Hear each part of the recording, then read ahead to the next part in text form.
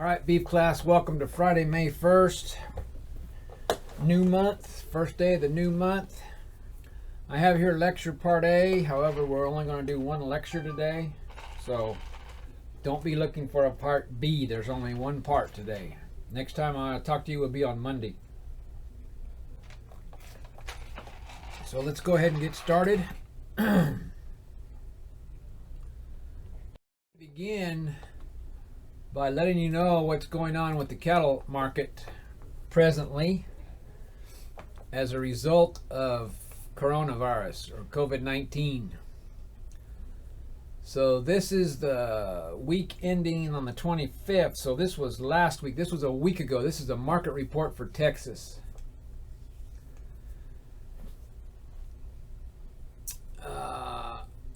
The black dotted line is the 5-year average, including this year. 2020 prices are in blue and 2019 prices are in red. I'll have you know that it even gets worse in South Texas. Okay, so you know we've calculated some break-even prices. Look at these older cattle over here. They're almost worth nothing. They're almost worth $1 a pound. So I don't know what's going on. So I just got back from HEB, and you could only get 2 fresh meat products and 2 packages of ground beef. That's pork, chicken, turkey, whatever. Okay, sorry class, I had an interruption. What I was talking about was, as you can clearly see, the blue line since about end of February has been going down, down, down, down, down. So if you think about the break-even prices we've been talking about, a lot of ranches, their break-even price is about right here. And then these heavier weight cattle, it even gets worse. So anyway, I said I just got back from HEB. I don't know if you've been in the grocery store lately, but you can only buy 2 packages of fresh protein, which would be turkey, chicken, pork, or beef, or lamb. And today you could get 2 packages of ground beef. Now yesterday it was 2 packages of fresh meat and only 1 ground beef. So what's going on here is there's a bottleneck, a restricted point, if you will, in the flow of the chain of cattle at the packer. And that's because, for a couple reasons. There's a lot of people that work in a processing plant. They're very close to each other. They work side by side. A lot of these folks are from outside the U.S., many countries. In fact, the packing plant that JBS owns in Colorado, in Greeley, Colorado, the employees speak over 30 different languages. And so to complicate things, most of the not most of it, but some of the employees tend to live together in small houses. So, there might be 8 to 10 people living, 8 to 10 employees living in the same household or under the same roof. And so a lot of these folks have gotten COVID-19 and can't work. And so if the packing house or the processor has not closed completely, they've slowed down tremendously.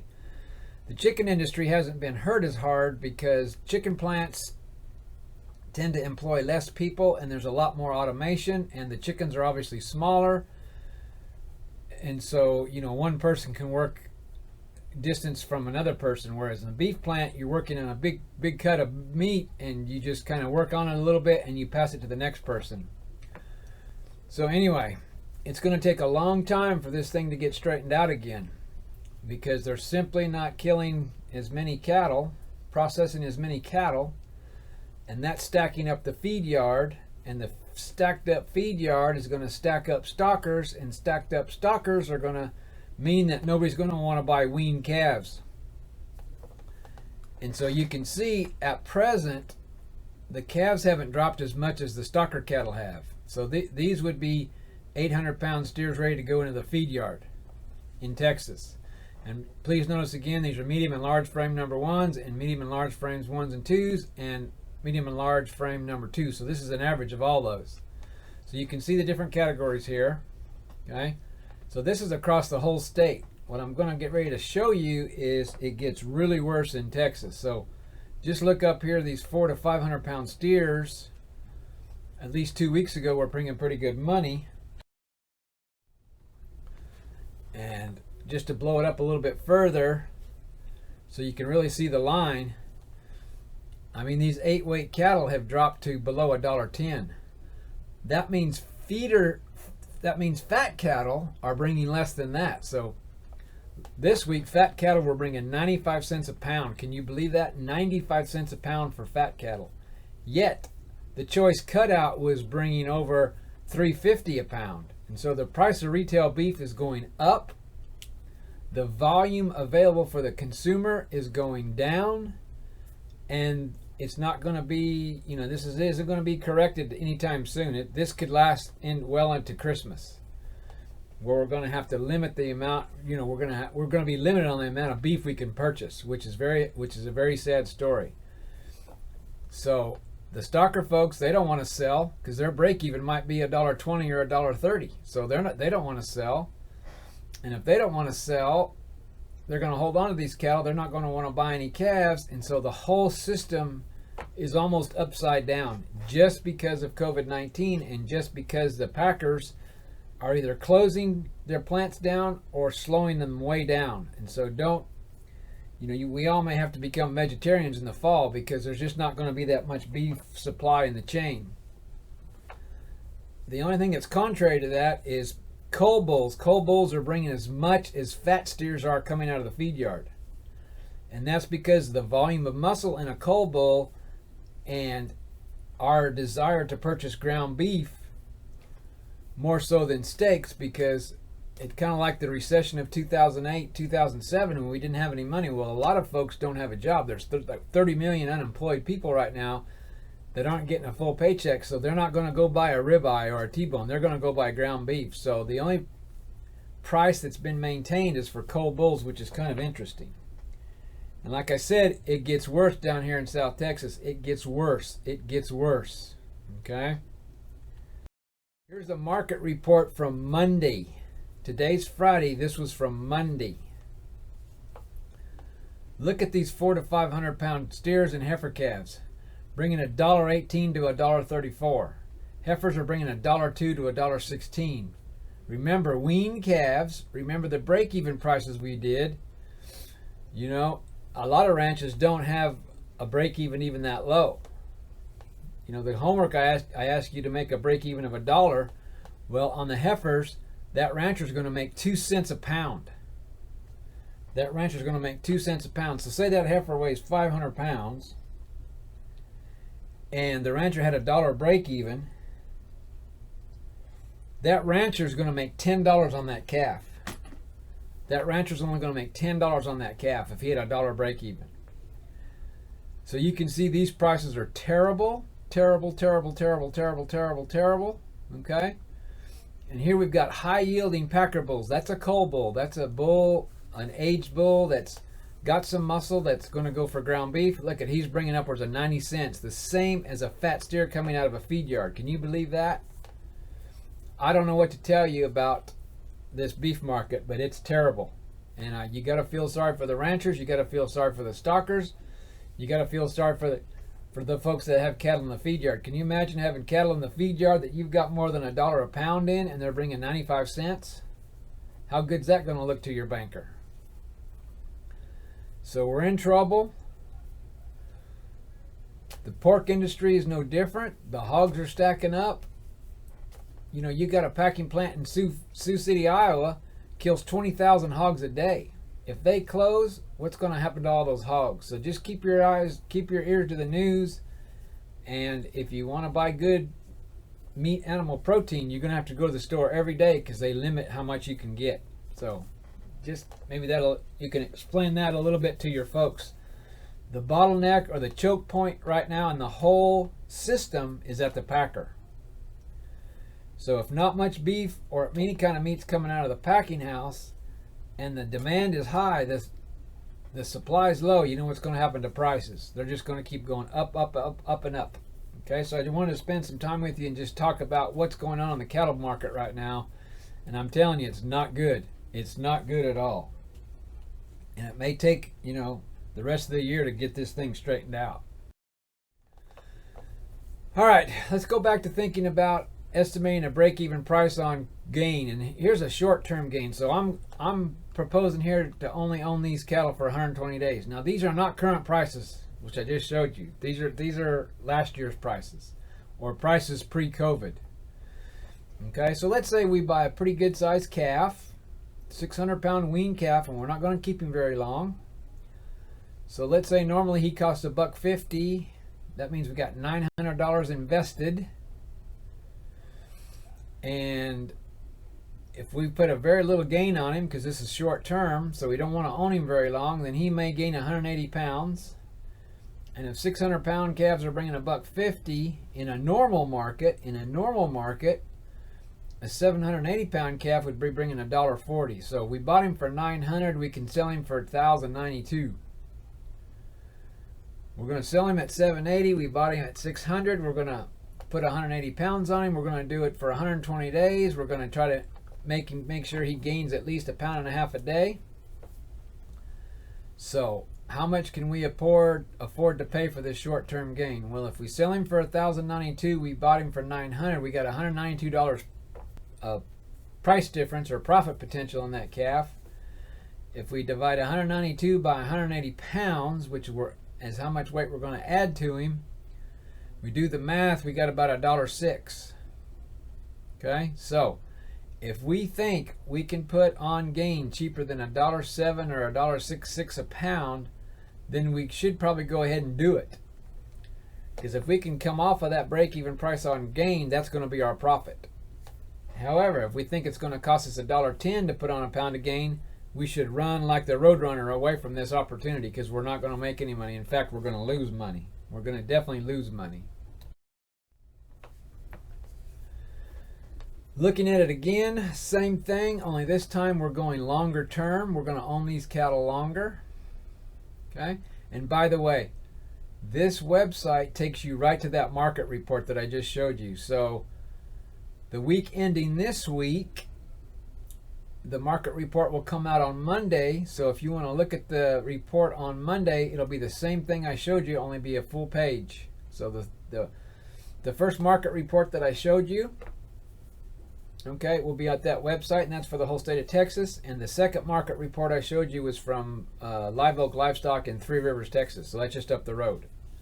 So this website is for the whole state of Texas. If you want to see what calves are bringing in Three Rivers next Tuesday, the sale's Monday, so the market report comes out on Tuesday.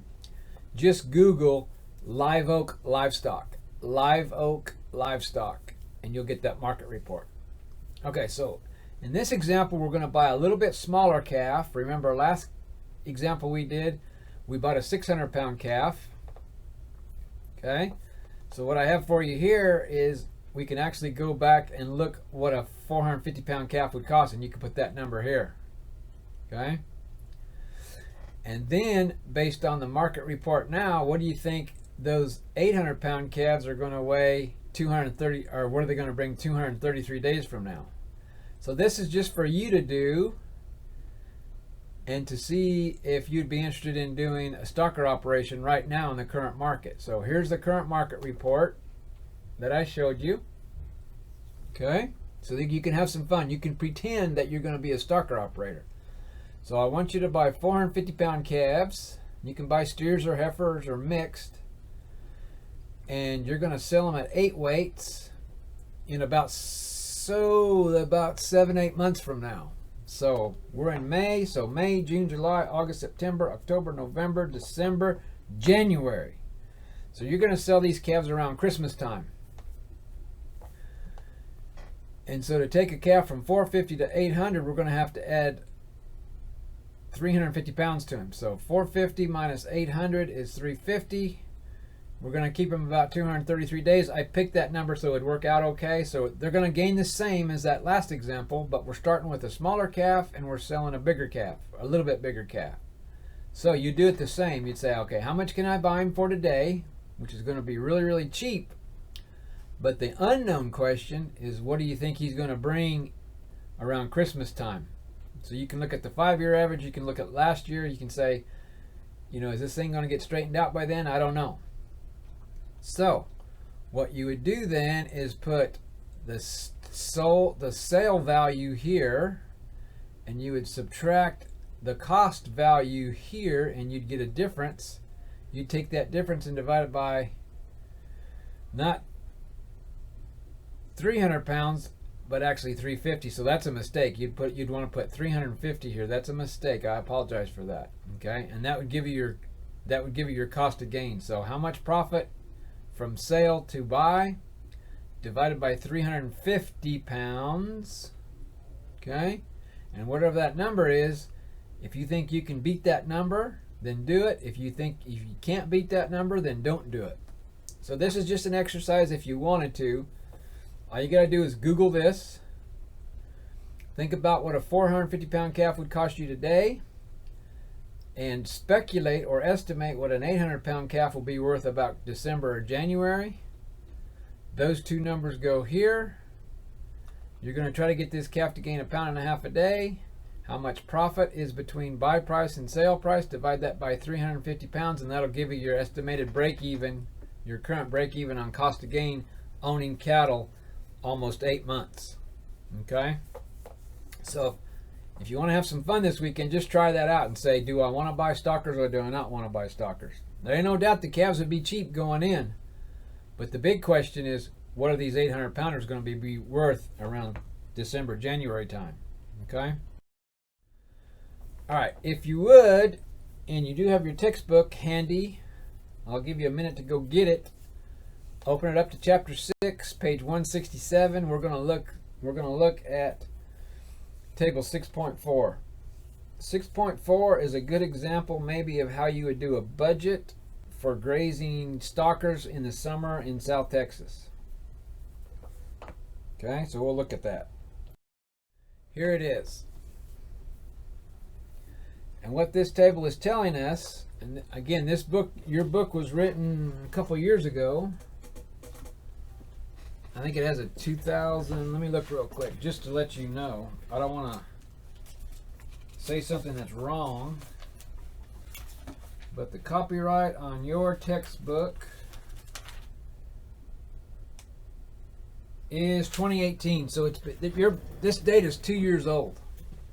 So 2 years ago, folks, a 550 pound weaned beef calf was worth $2 a pound. So, holy moly, a 550 pound steer calf was worth $1,100. And so what this is telling us is that 88% of the money we spend on our stocker budget is going to be on calf. Okay? So you can see the bulk of your money is going to be tied up in the cattle. That's why you got to keep them healthy and keep them gaining. The rest of the percentages are pretty low. And then so here's your total cost. That's what the 100% is. Okay? So let's just go through this. So you don't own the pasture. So looks like you're gonna own these cattle 4 months. So that would be like buying cattle now. So you'd have a May, June, July, August, or June, July, August, September. So you're gonna buy fall-born calves in South Texas and put them out on grass, and your pasture cost is $18 per acre per month. $18 per acre per month. Okay? $18 per acre per month.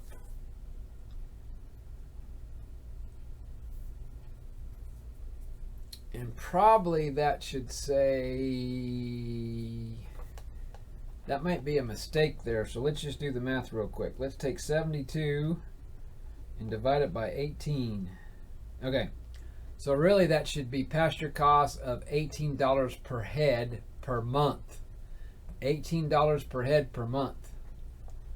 Because I don't think you could, I guess if you rotated pastures, you could stocker them one calf per acre. I guess that would work out all right. So anyway, bottom line is, your pasture is going to cost you $72. That's your lease cost on your pasture.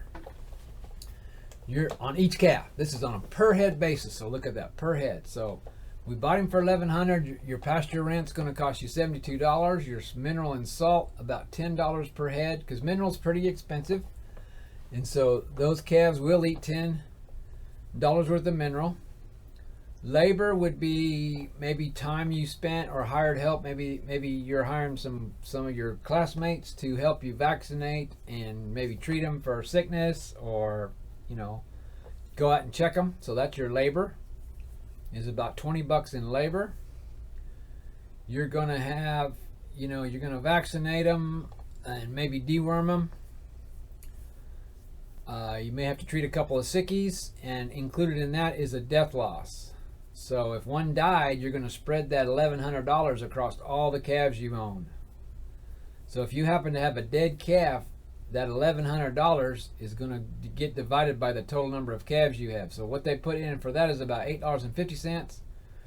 Marketing cost, not sure what that would entail. Maybe hauling the calves to the buyer or to the auction barn, wherever you're going to market the calves. That's $10. You borrowed the money, so it cost you $2 to borrow $1,100 for 4 months. It cost you $2, and that's pretty cheap interest. So you probably had to come up with half the cash yourself. So really, you're probably borrowing $550 per calf, and they're charging you $2 to borrow that $550 for 4 months. This would be electricity to run maybe your water pump to water the cattle, or gas for your diesel, or gas or diesel for your pickup to go check on the cattle. If you have any machinery, four-wheelers, maybe fencing you'd have, any repairs would be another $10. Again, this is just an example of a summer grazing budget for stocker cattle. Miscellaneous costs, variable costs. Maybe you stopped and got a taco one time when you went to check them out. I don't know what that is. Miscellaneous cash cost. Okay, so your total variable cost, and then your fixed cost is $12.50, which would be probably $10 here, and fixed cost. Let me find some fixed costs here. Probably your fixed cost would be this $10 and your $2 on interest on cattle. So anyway, they come up with $12.50 for fixed cost. So if you add everything up in this column, you get $12.40. Maybe that's wear and tear on your pickup, wear and tear on your trailers. Those are examples of fixed costs, or things that you'd had to pay for anyway, whether you ran stockers or not. So this is what you'd pay anyway if you didn't have any stocker calves. So you total everything up. The bottom line, here's the important thing.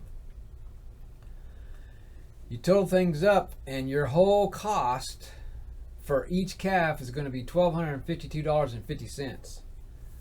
So you're going to have to outlay $1,252.50 for every calf you buy and own. Okay, so here's what I did. I said, okay, in those 4 months' time, okay,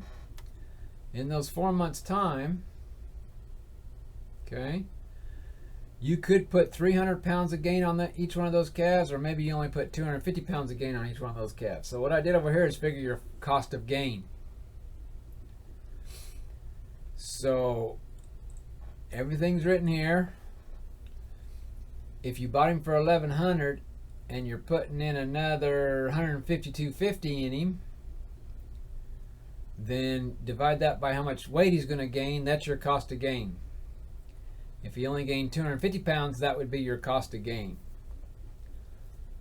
So the point is, any money you can save here,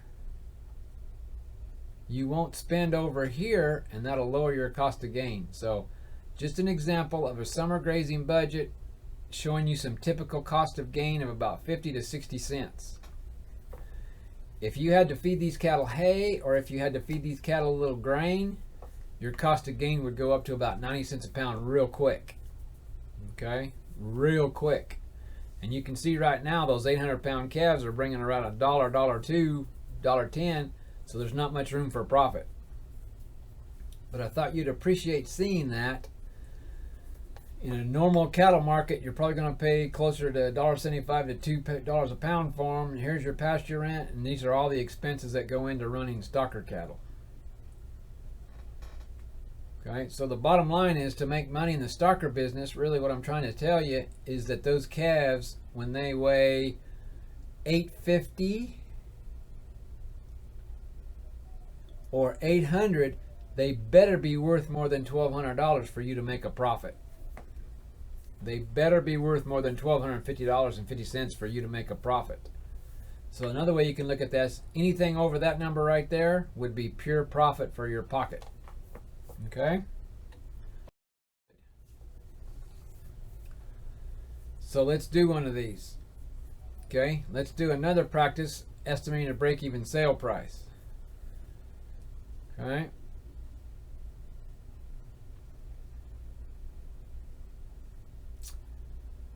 So here is our $152 cost of gain from the table.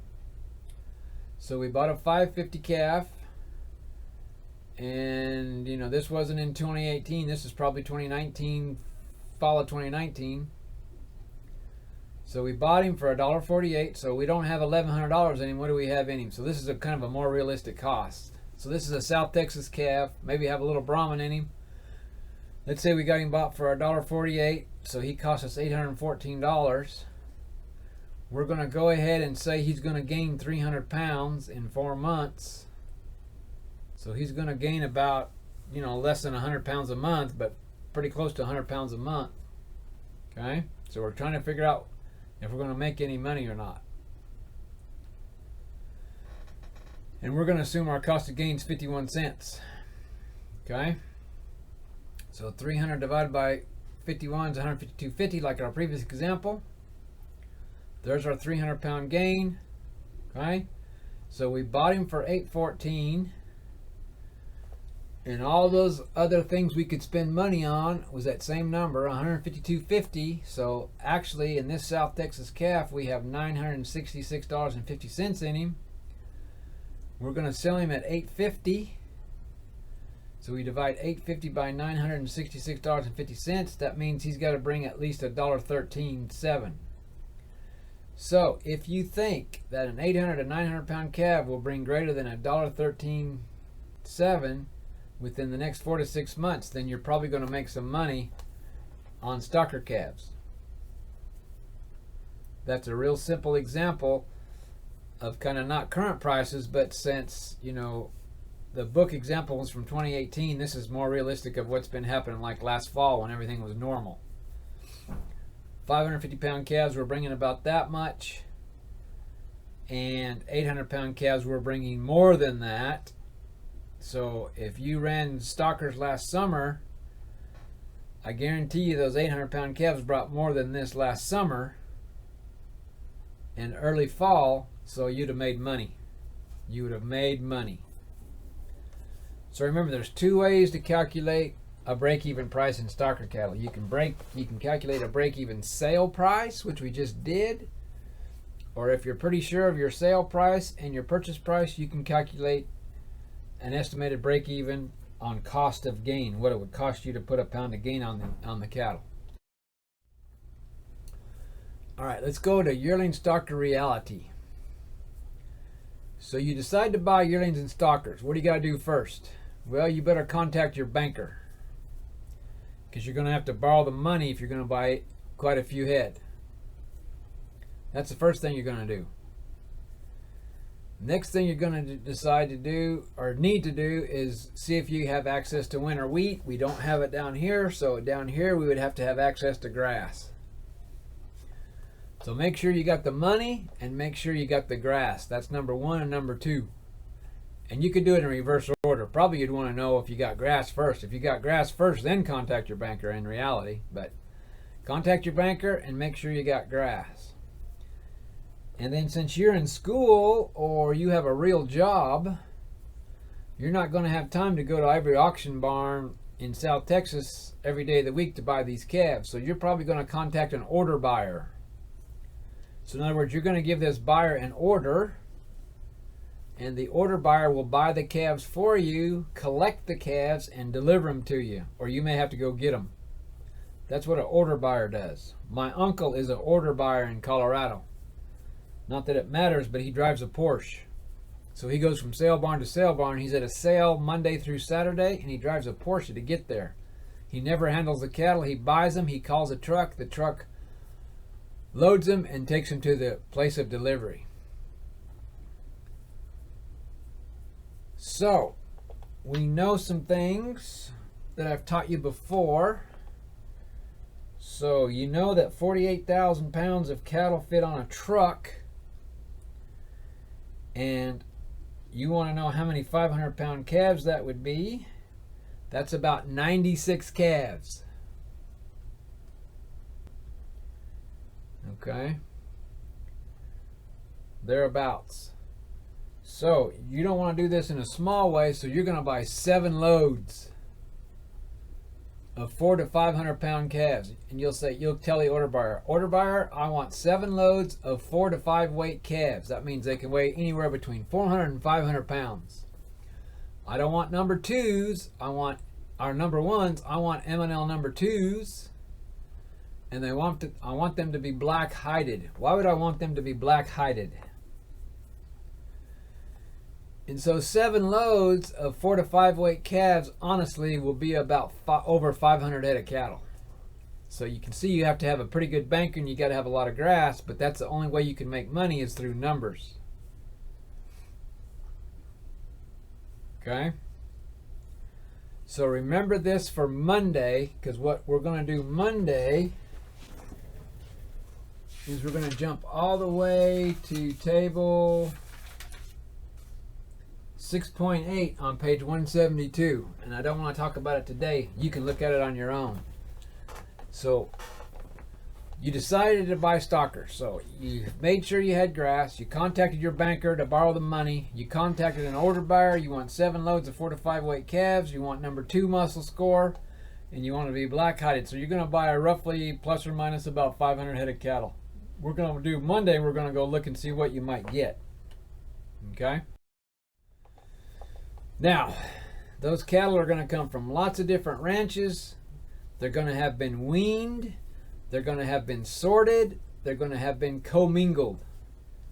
So the main thing you have to understand is they're going to be stressed dramatically. And that's something you have to deal with stocker cattle. You can think of it as like the first day of kindergarten. If you can remember the first day of kindergarten when you all went to school, the first day for the very first time, your best friend probably had a runny nose and your other friend had an earache, and so that's what's going on in the sale barn. You're bringing all these cattle in. Some are sick, some are healthy. They've probably just been weaned, so they're missing mama. They've been sorted and resorted. They've been ran through the ring. They've been mingled and commingled because the order buyer has bought them for you, so he's putting them together. They don't know each other. They've been transported. They've been handled. They haven't eaten. They hadn't drank. You know, you're going to get them. You probably want them to let them rest a couple of days, and you're going to process them. What does that mean? You're going to probably put an ear tag in them. You might brand them. You may have to castrate some. You may have to dehorn some, and you're definitely going to vaccinate them. That's going to add to stress. They're not used to eating at your place what they've been eating, so there's dietary changes. We got weather to worry about, and we got new strange surroundings to worry about. So what I'm telling you in this slide is that calf health is very important in the stocker phase. And when you get those stockers to your place or your lease place, they are going to be stressed. And so you have to let them rest. You have to let them drink. You have to let them eat. So it's a good idea to let them eat before they drink because they're going to be hungry. So if they drink before they eat, they're going to fill up on water and they won't eat. So managing stocker cattle the week you get them is a big deal, and you're going to spend a lot of time with those cattle because you don't want any to get sick and you don't want any to die. So most stocker buyers prefer to buy what's called fresh cattle. And they use that term fresh. It's kind of like buying flowers. You don't want, or buying bread. You want to buy fresh bread. Okay, you don't want to buy day-old or week-old bread. So the industry uses the term called fresh cattle. They're the best ones to buy if you can because they have a lower risk of getting sick. So what do fresh cattle mean? Well, it means they've been weaned about a month. So they're over the weaning stress. It means that they've been castrated already. And they were castrated when they were less than 3 months of age. It means that they're polled to begin with, or maybe they've been dehorned or at least scooped out at a young age. They're over that stress. They've already been treated with parasites and maybe they have got fly tags in their ear, or not so much the flies. I mean, it depends on the time of the year, but definitely it means they've had one round of anthelmintic, anti-parasite treatment. And man, oh man, oh man, oh man, wouldn't it be great if they've already received one shot? One set of vaccinations. And so what would that vaccinations be? Like we talked about before, it'd be the Clostridial 7 or 8-way vaccine and a 4-way respiratory vaccine. The 4-way is 1 IBR, 2 BVD, 3 BRSV, and 4 is P Pasteurella or PI3. And it would be super, super good if they had 8 Somnus or something else in there to help with shipping fever. So those are called fresh cattle. So they're not really fresh off mama, so don't get that confused. They're pre-weaned, pre-castrated, polled or dehorned, treated with dewormer, and they've received at least one round of vaccination. That's the kind of stocker calves you'd prefer to buy if you could, because they're lower risk. They're lower risk of getting. Have a great weekend. We may have a short, underline the word optional, bonus quiz on Monday night. We can't have a real quiz because it's finals week, but I can sure give you an optional bonus quiz. So it's not going to be held for points. I'll just save it, and I won't show you results on Blackboard because I guess I could. Yeah, I guess I could. So I could designate each question as extra credit. So the quiz would be worth 0. Every question would be extra credit. So the quiz would be worth 0 points, but you'd still get points from it. That's my point. All right. Have a good weekend.